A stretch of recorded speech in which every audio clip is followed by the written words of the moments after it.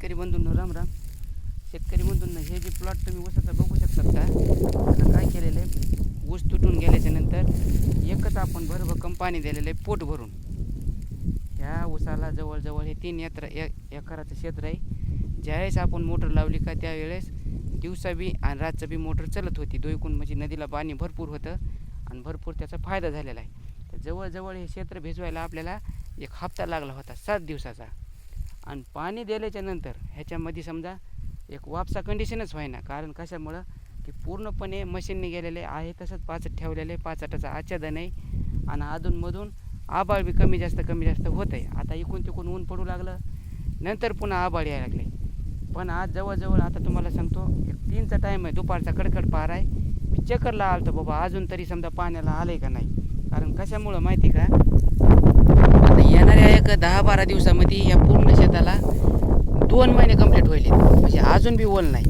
तर समजा हिंडत असताना काय झालं माहिती का, इथून एक ससं पळालं बघा उठून. ससं पळाल्याच्या नंतर मी त्याच्यावर थोडा अभ्यास केला आणि बघितलं तिथं. आता ससं नाही राहिलं शेतकरी बंधूंना तुम्हाला दाखवायला, पण ही पूर्णपणे ही सस्याची काय माहिती का, कोपी केलेली राहण्याची. आता ससं कशामुळे बसलं की पूर्णपणे तुम्हाला दाखवतो शेतकरी बंधूंनो. अजून बी इथं गार आहे. कारण कशामुळं की त्याला काय झालं माहिती का, इथं थंडावा लागायला आहे आणि इथं बरं वाटायला त्याला, कूलरच्या हवा खात बसल्यावानी. ह्या बघा ही पूर्णपणे आता आजची अशी परिस्थिती म्हणल्या, ह्या बघा हे लाडू तयार होतोय. अजून 10-12 दिवस बी ह्याला पाणी नाही दिलं का तरी पण ह्या ऊसाला काहीच होत नाही.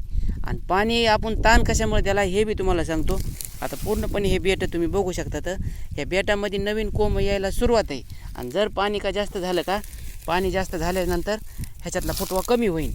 आणि जेवढं पाण्याला आपण ताण देऊ का तेवढं काय होणार आहे, ह्याच्यामध्ये फुटवा अजून होणार आहे.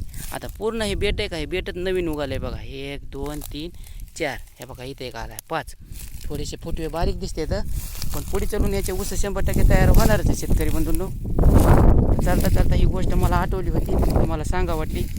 धन्यवाद. राम राम.